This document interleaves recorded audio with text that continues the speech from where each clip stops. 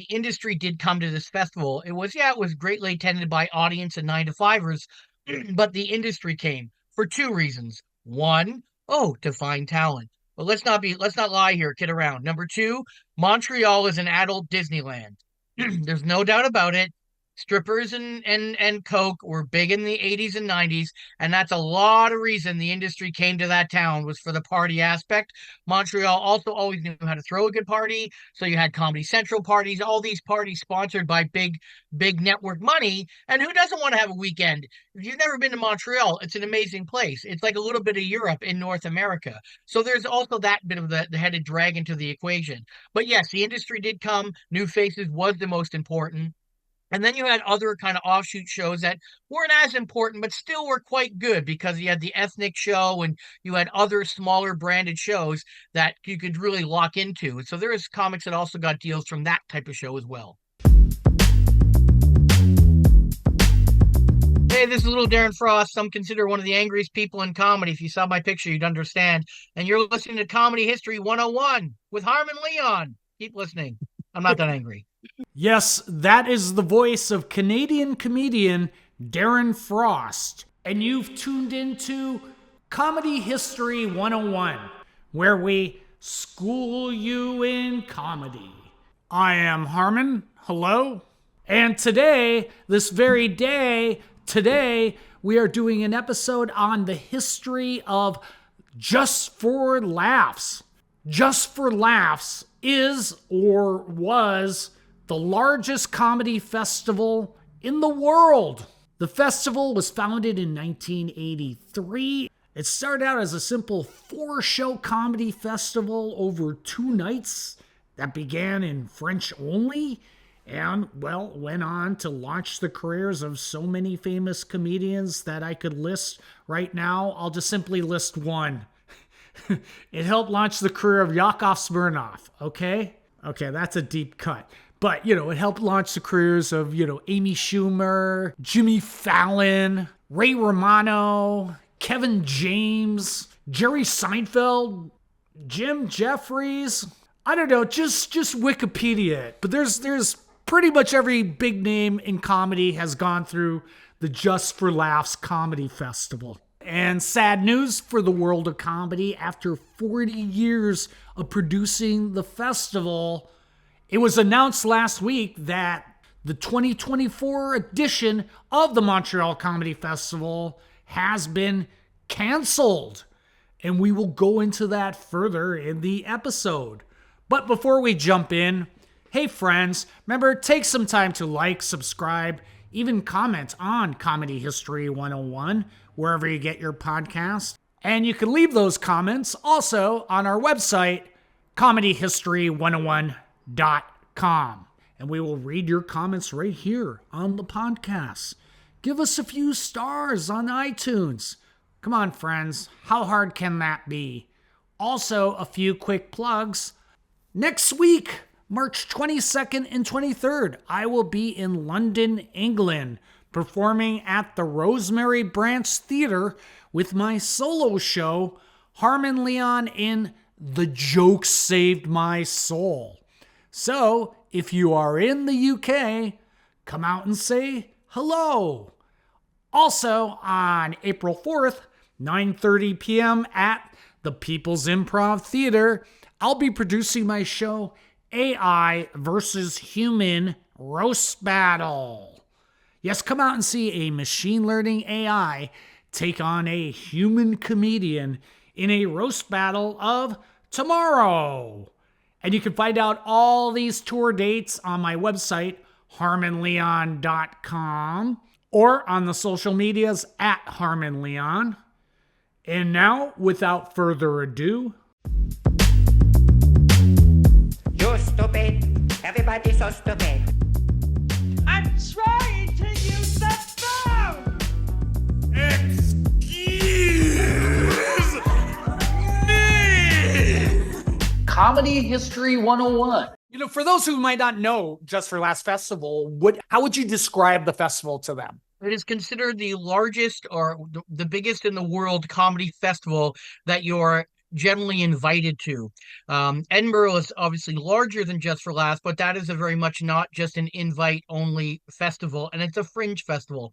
So when it comes to a comedy festival, it is the world's largest. Now, they've had a lot of competition with Netflix as a joke in the last couple of years, and we'll probably get into that as one of the reasons why it's had a downfall. But it is the world's largest comedy festival. Yeah, and what you know of the history? Like I have a article here from the Montreal Gazette saying, Yep. started with just two nights, maybe like four shows or something like that, Yeah, 1984. and yeah, in the early 80s, they started with just a few shows, and then it gradually grew bigger and bigger and bigger to become the world's largest. And it's also very much government financed. There's two sides to Just for Laughs. There's the comedy festival side and then the touring side. So the comedy festival side gets significant grants from the Canadian government to for culture reasons, and that's supposed to obviously bring international acts here and also shine a light on the Canadian talent to share the stage with those international stars. Yeah, so I think like the first year it was in French, just pour rire, the Yes. official name of me butchering French. But do you think Yep. it like first sort of the thing that really kind of put it on the map? I've heard this from other comics is in 1988 when John Candy was hosted it for like an HBO show. Yes, I mean that was definitely when it started to come into its own. The English side had been running a few years, and I know some of the comics that were there the very first year, and it was all very kind of grassroots and kind of baby steps, and then it became all of a sudden you'll see a big jump in that 88, 89 period where a lot of international comics then were coming. I mean, John Candy is a worldwide star and obviously aligned with comedy, and the idea is if John Candy's there, it must be something. And again, for people that don't know, this is like a festival that basically overnight, I doubt they still do this or did this, was you would get those crazy $500,000, $1 million development deals right out of the gate from, all of Hollywood community coming for this 2-week festival. Yes, I mean, what would happen is just also people understand the first 2 weeks was in French, the second 2 weeks was in English. So there's always this bit of a disconnect between those two sides of the festival because obviously very few comics perform in both. But that second 2 weeks in the late 80s, early 90s, especially when I started doing stand up, it was all about the development deal. So you had big Americans coming in, getting development deals. People like Kevin James has already stayed in the last couple of days. That's where he got his kind of big deal from and kicked off his career. Mitch Hedberg got a big deal from Just for Laughs. He was generally seen as the last of that kind of dying breed of getting the development deals and kind of kicking off from just a festival. But there's a little bit of a story behind that too. And I don't always believe that the festival was part of it. But yeah, the development deal was a big, big thing. And the other thing is it was a big thing for Canadians because Canadians also got those rare development deals, which they never would have gotten without that festival. And even though I have my issues with Just for Laughs, the truth is the truth, and I've always sided with that. So comics like Sean Majunder got a deal, Vince Fluke got a deal, Pete Johansson got a deal. These are all stand-up comics that may not be worldwide stars by name, but at that time, that was the leg up that they needed. Again, that era is so crazy because people could make full livings from not making a TV show, which they're signed on to do with these big development deals. Yeah, and that's exactly what happened. You'd get $500,000, even $200,000, and you're, not made to, but the deal was you'd go to LA, you'd sit around, and you'd only audition for their projects. So if you're assigned to NBC, there were only NBC projects that you would audition for. And I had many friends that had got the deals, not many, but a few, and they sat around and did nothing because there was something great with ABC, but they were assigned to NBC. That was the deal, and that was part of the problem with those development deals. Yeah, it's like almost like the old school Hollywood studio system. Yes. Where they just the kind of contract own system. you sort of thing. I'm trying to use the phone! So what were some of the main components of Just for Laughs? And it's so sad to speak it. It's like in the past tense, like just last week. Right. Do you think like the biggest show to make or break people was like the New Faces showcase? Yes. Or the gala? No. The New Faces is what was to make or break for like 90% of comics. The galas were important, but the industry didn't generally go to the gala. And that's something else that's very important is that the industry did come to this festival. It was greatly attended by audience and 9-to-5ers, but the industry came for two reasons. One, to find talent. But let's not lie here, kid around. Number two, Montreal is an adult Disneyland. There's no doubt about it. Strippers and coke were big in the 80s and 90s, and that's a lot of reason the industry came to that town was for the party aspect. Montreal also always knew how to throw a good party, so you had Comedy Central parties, all these parties sponsored by big network money. And who doesn't want to have a weekend? If you've never been to Montreal, it's an amazing place. It's like a little bit of Europe in North America. So there's also that bit of the headed dragon to the equation. But yes, the industry did come. New Faces was the most important. And then you had other kind of offshoot shows that weren't as important, but still were quite good because you had the ethnic show and you had other smaller branded shows that you could really lock into. So there is comics that also got deals from that type of show as well. And what comics did you hear of, or did you see like really kind of just blow it out of the water in Just for Laughs? Well, I know that Sean Majunder had a really good year the year that I was there, and I physically saw it, and I saw people in the industry very interested. And then obviously the Mitch Hedberg one is the story is so every year all the big comics that are at Just for Laughs will sit down for a lunch before the actual event happens. And it was covered by the Montreal Gazette. And it's like a round table discussion, kind of like what you see now on Netflix when Chappelle sits around and Louis C.K. and all that. And they would all actually say who they thought was the hot comic. So this is like the old guard saying who the hot young guard is. And the one year as they went around the table, everyone said Mitch Hedberg. So to me, it's almost like he didn't really make it from that festival. The heat was already on him before he got there. Did he sign the paper there? Yes, he did. So you have Mike McDonald saying Mitch Hedberg is amazing. You got Dom Herrera saying Mitch Hedberg is the real deal. These are all iconic comics kind of passing the torch. So there was also that happened. You're stupid. Everybody's so stupid. What is your history with the festival? When did it first come on your radar, and what was like the first show you did with the festival? I did it in the mid 90s. I did something so the Canadians mostly are forced to do these kind of competition shows. And so the winner would then get to stay on and do a free show somewhere. That's generally what happened. So that was my first interaction with them. I did a competition, 3 nights, a competition thing. I did not win. I did not advance forward. We had to pay our own expenses. We had to get our own way there, even though this is government money sponsoring this event for Canadians. Canadians were always classified as second-class citizens within the festival, and especially in the 90s and early thousands. And then in 2005, I did the Nasty Show, which many consider the best show at the festival for just shows, not the industry. What is the Nasty Show? Just for people that don't know. Yeah, so the Nasty Show is what it seems to sound like. It's dirty comedy, edgy comedy, whatever term you want to use as that umbrella. Obviously not TV friendly comedy. And it runs during the French week because the show is so big, it needs to do 15 shows in a venue. And when you're in a town of Montreal, there's not that many venues. So during the French week, they could use a venue that they couldn't use during the English week because they had all these other shows. So I did 15 shows. And just to give you an idea of what my lineup was, and many consider it probably one of the best of all time, and a lot of shit went down, was Bobby Slayton hosting, myself, Jim Jeffries, our first international appearance at a festival of that kind of magnitude, Doug Stanhope, and Otto and George. Okay, that's a murderer's row of comedians there. Yes, of that kind of style of comedy, yes. And so I did those shows. And then they actually censored me on the Nasty Show. They took me outside, and you were too nasty for the Nasty Show. Well, that according to them. According to them. What does it take to get censored on the Nasty Show? Well, that's the problem. The problem is that you have to submit a tape just so people know. Like, you don't just get the festival. You have to showcase, submit tapes. They okay your material. Sorry, they okay your material. So all of my material was passed, and they said, okay, this is fine. And then what happens is show one, they get a little nervous, and they go, okay, we got to change this because it didn't work. And show one is Tuesday at like 6 o'clock at night. Like nobody laughs at 6 o'clock at night on a Tuesday. And so they kind of go into this little worrisome mode. And that's also the year they kind of demoted Doug Stanhope, and a lot of shit went down. So they censored me. They took me outside. They said, hey, don't do these 3 jokes again. And I'm like, what are you talking about? These aren't little jokes. These aren't like one-liner jokes. These are legitimate bits. This is stuff about my children having open heart surgery. This is important stuff to me.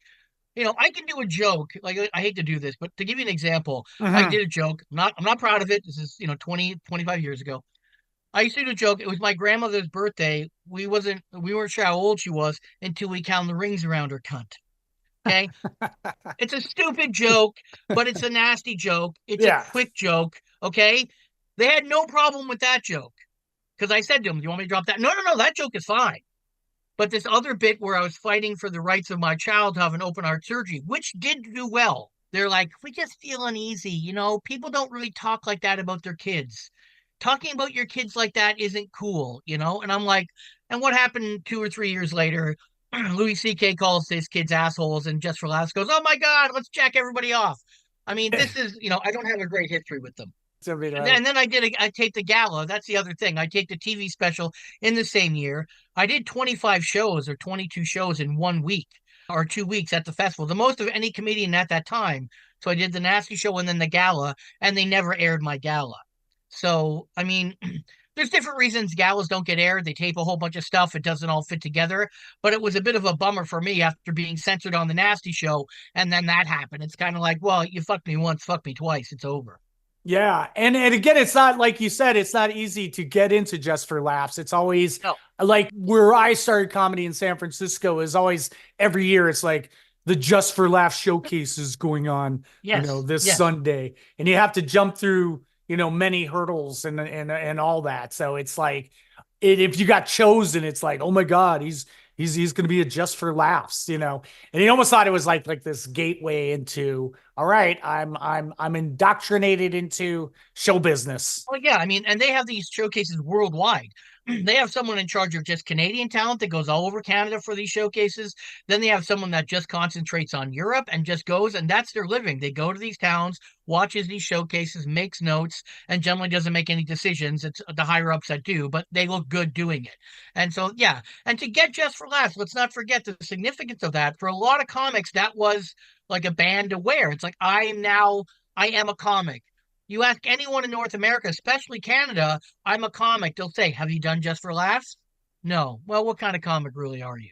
I mean, it is a barometer. There's no doubt there is a barometer of fact when it comes to Just for Laughs. Yeah, I mean, again, I've done it twice, and once with like this kind of group show that we had, and the show before ours, we were at the St. Catharines Theater. Amazing, Patrice O'Neill doing his solo show, which was just incredible, and the caliber of comedy that they would get. It's like Judge Apatow presenting, his movies with all his stars, Yeah. Seth Rogen and all that. So it's, again, for people that don't know the festival, it's just the caliber and high tier of comedy is at its upper level. Yeah, and you'd go to the bar afterwards at either the Delta or the other places wherever the Oh yeah, the hotel was Delta. Yeah, there. that was the one. Yeah. So for years it was the Delta, and Dave Chappelle would be there, and Bill Burr would be over there, and Kevin James. Like literally all the stars would be at this hangout.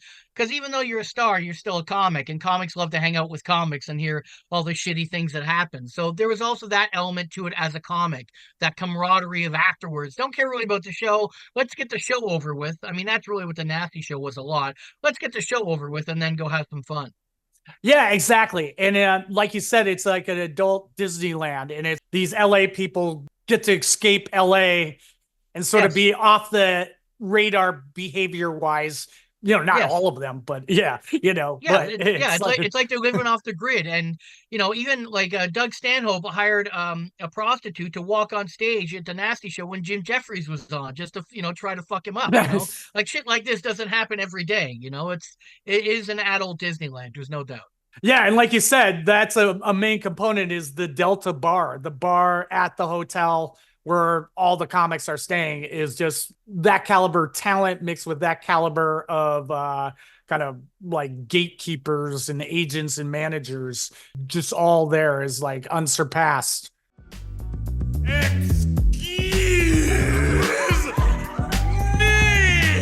For you, what do you contribute, maybe like your best or worst performance at Just for Laughs, or was it the Nasty Show, as you just set? So I know what my worst show there was. So I just finished 15 shows of the Nasty Show, and then I did this other show to get ready for the gala. So like literally I'm switching from saying, all these horrible things for 15 shows in a row, and I've got 3 shows to get my TV friendly haha dance jokes ready for the gala.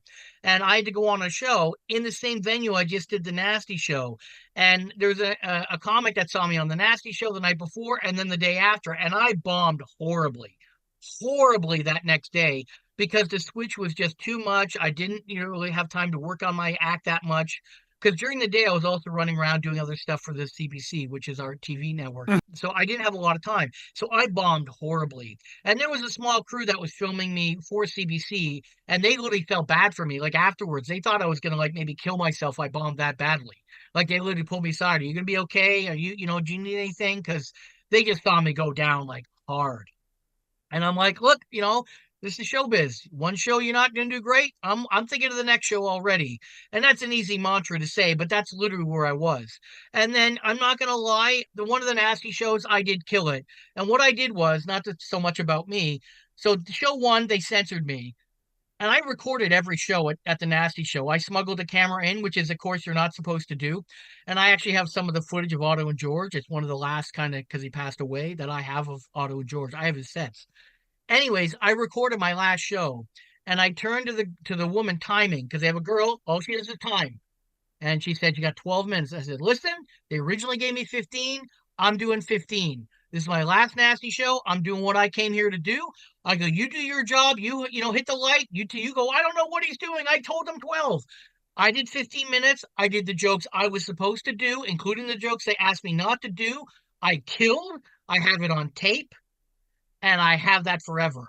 And then I walked off stage and I said to the main booker, I said, 14 shows for you, 1 show for daddy. And I walked out the back door and I never saw that booker again. So to me, that was a great moment.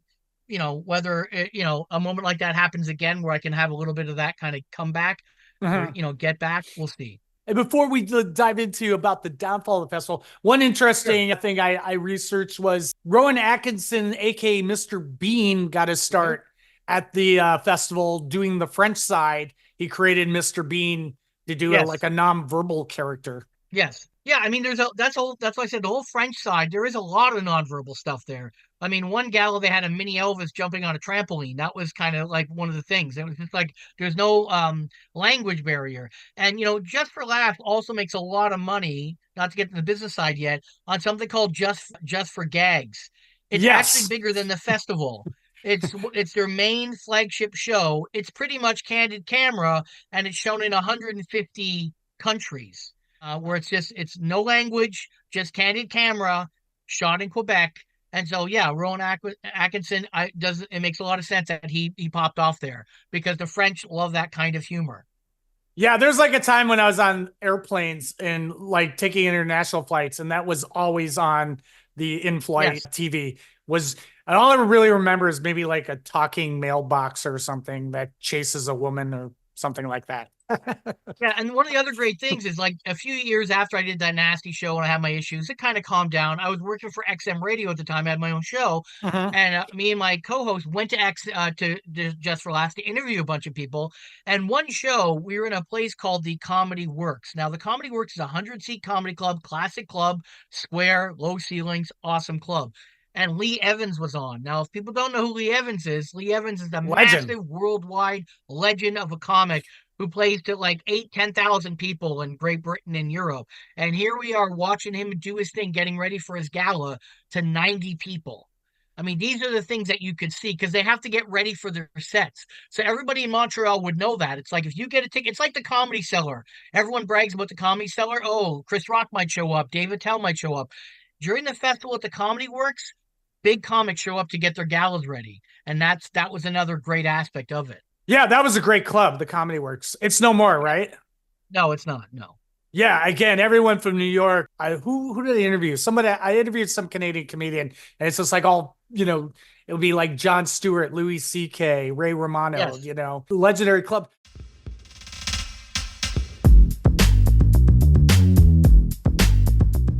Last week, I'm sure you heard the news. It was announced the 2024 edition of Just for Laughs has been canceled. And not only that, Yes. they are 22.5 million in the hole. 70% of their workers were laid off last week. What was your general reaction to that? Well, I mean, I got to start off right from the jump. I've not had a very good relationship for almost 30 years with Just for Laughs. So a lot of people would automatically assume that I was dancing on the grave. I was slightly dancing on the grave. I'm not going to lie about that. Because over the years, I've been somewhat gaslit about my opinions about Just for Laughs and made to felt crazy about all these things I've said about them, and some of them have come true. But I also do feel for some of the people that do work there. What do you think is the downfall of the festival?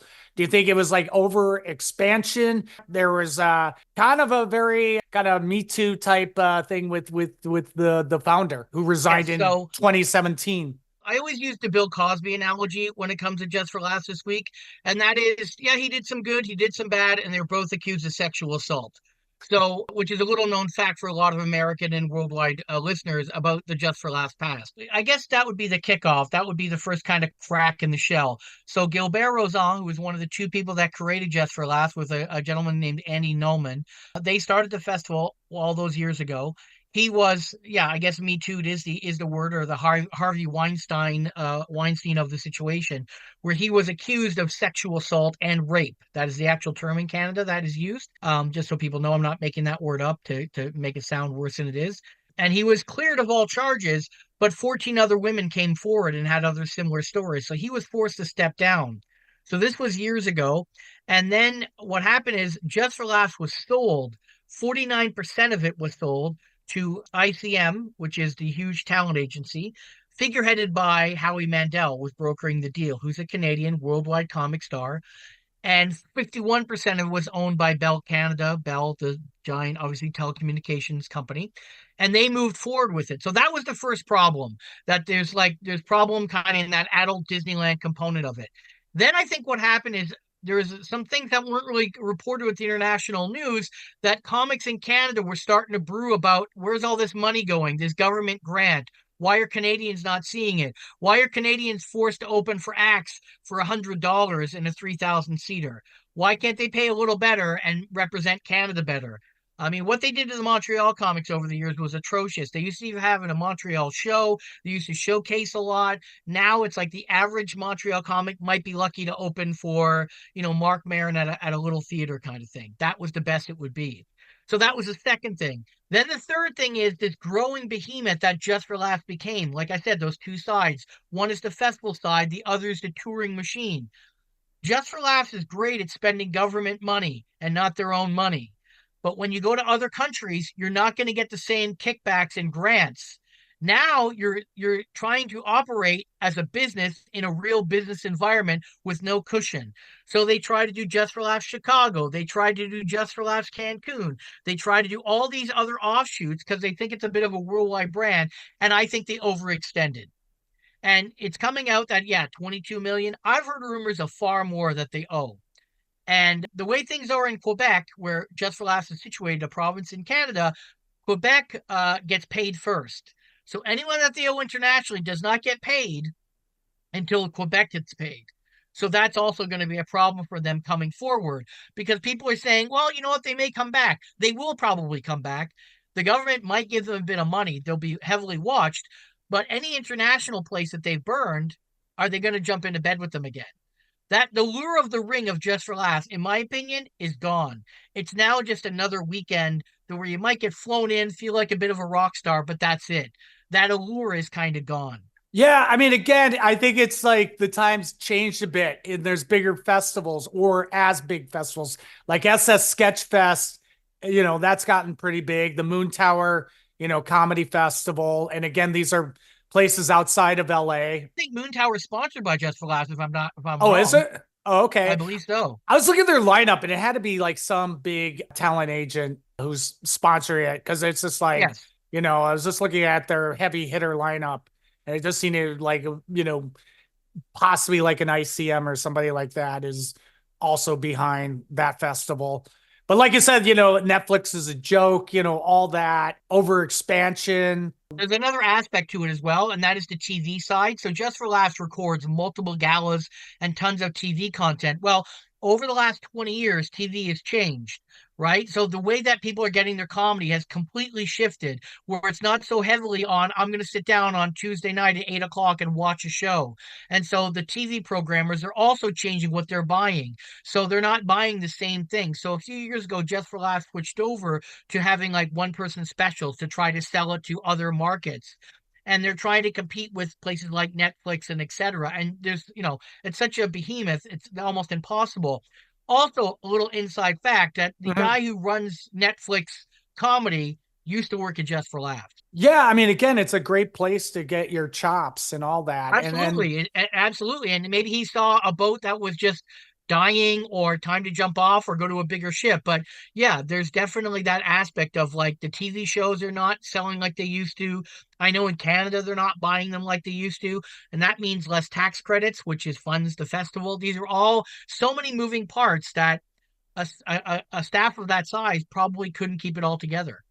yeah, I mean, again, it's just like it was great when it was just Montreal, but it's like all, the UK, we worked for Just for Laughs in the UK and all that. And then when it stops being just what it is, and then you get the government funding to keep you afloat, and then there's a shift in comedy and there's a pandemic, et cetera. And then rape, I guess, thrown into the Yes. mix, all those factors in different festivals and streaming, and you could be a TikTok star now and all that. Yeah, the idea that a TV or a festival will launch your career is never going to be bigger now than someone getting a football in a groin on TikTok. That's always going to trump things now. So it's all about content, creating your own content. Just for Laughs used to be one of the biggest gatekeepers in the world for comedy. It no longer is. There's very few real gatekeepers anymore. Yeah, it's true. And you could be your own gatekeeper if you have a million Yes. followers. So, but we had a great time when we were there. And again, we didn't, as far as I know, we were flown out, we were put up at a hotel, and I believe we made no money for the Well, shows I we mean, did. yeah, I mean, that's one of my biggest posts in the last week is when I broke down the money I got for the Nasty show in 2005. I did 15 shows. There was 700 people in the venue per show at $50 a head. That's over $500,000 at the gate, and I made $1,500 total Canadian for that show. So And again, when you do the math, and they're getting mhm, government grants, yeah, why are they going bankrupt? exactly. And especially with government grants, the value of that is you're promoting Quebec and Montreal worldwide by being that Yes, brand. And yes, that should be enough unless you are running things afoul to keep it afloat. right. Most people can think I'm just talking like this because I'm bitter. I'm not actually bitter. I just don't want people to fall for the same things. And financially, I've always said about Just for Laughs, I don't know if you're gonna put this in or not, but the only thing I've ever asked of them is if you're getting government money, show me the percent that you're giving to Canadians. I don't care if it's 5%, 10%. Show me a monetary percentage that we can judge and make sure that's happening. And I'll have no problem with Just for Laughs coming back. I'll support it. I'll never do it again, but I just want it to be where it's all fair, above board.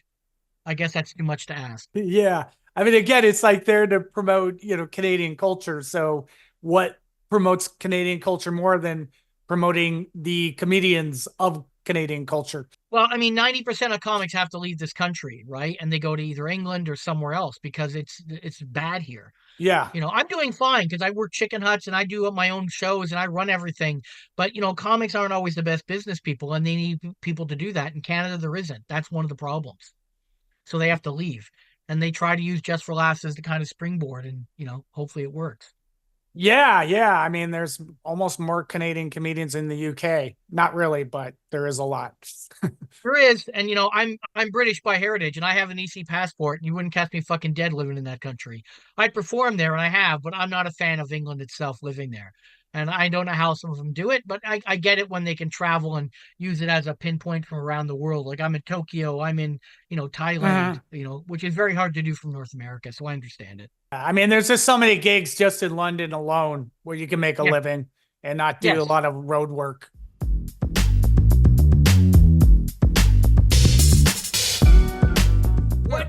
overall do you think is Just for Laughs' place in comedy history? I know you touched upon it. I just don't think it can be discounted on how important Just for Laughs was for about 20 years. It was the defining moment in comedy of the year for most comedians and most comedy fans, and the tentacles that it sprung out from with the TV shows and everything is undeniable. Right, and like, And it's where's such all an the money going? institution, too. That's the first thing I think of when I think of Montreal. I always think of the festival. Next Yeah, thing I and think then- of and is it will- those and- city bikes that we have in New York. Yeah. Were invented there. Yeah, I mean, it will always be a special place in a lot of comics' hearts because, like I said, it was a barometer. There's very few barometers now. I guess, a million followers on TikTok is it, and you can show your friends. But the industry, there's a lot of people don't care about followers. They still care about what are you saying? What are you doing? What is the content you're creating? Just to get a million people with football in the groin is nothing. Are you saying something? Are you doing something original? I hope that still kind of leads to success. But I don't know. I'm 53. I'm on the down end of my career. I'm fine with that. I'm okay with what I've done and what I'm doing. The young generation, kids get off my lawn. I hope that what is important is what they're doing, not what they're getting from it. Thanks, Darren. And where can people find you? You can go to my website at darrenfrost.com or my Twitter handle is Comedy Whore. And that wraps up our episode today on the history of Just for Laughs. And I'd like to thank my friend Jean-Francois, who put me in touch with our guest today, Darren Frost. Also, take some time to like, subscribe, and comment on Comedy History 101, wherever you get your podcasts, or on our site, comedyhistory101.com, or on the social medias at Comedy History 101. Also, a few quick plugs.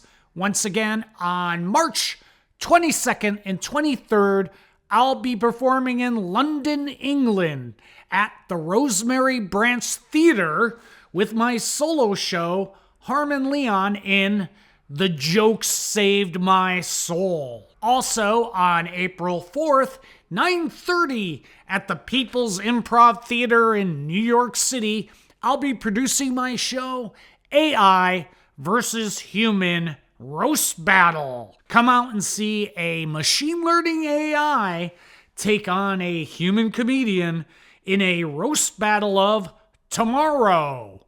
And you can find out all these tour dates on my website, harmonleon.com, or on the social medias at Harmon Leon. And we'll be back next week with a brand spanking new episode.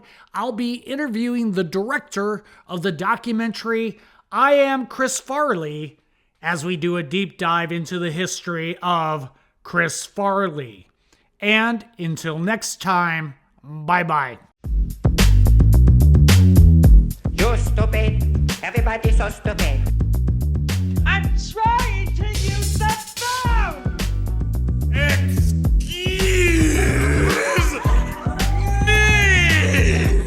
Comedy History 101.